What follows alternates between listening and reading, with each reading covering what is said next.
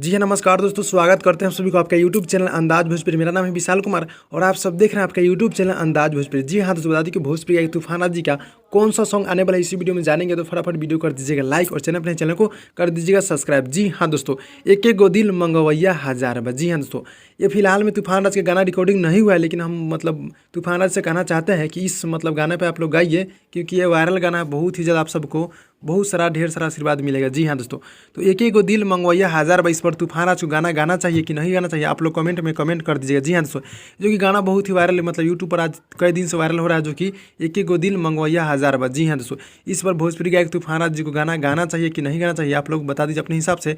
और बहुत सारा गाना का रिकॉर्डिंग कंप्लीट हो चुका है। बहुत ही जल्द तूफान राज ऑफिशियल से और अलग अलग कंपनी से आप सबके बीच देखने और सुनने को मिलने वाला है भोजपुरी गायक तूफान राज जी का।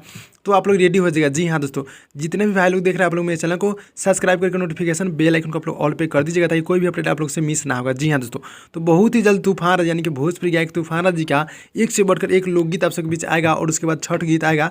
तो आप सब रेडी हो जाएगा। जी हाँ दोस्तों, जितने भी भाई लोग देख रहे हैं, आप लोग मेरे चैनल को सब्सक्राइब कर दीजिएगा। तो भाई लोग मिलते हैं अगली वीडियो में, तब तक के लिए धन्यवाद दोस्तों।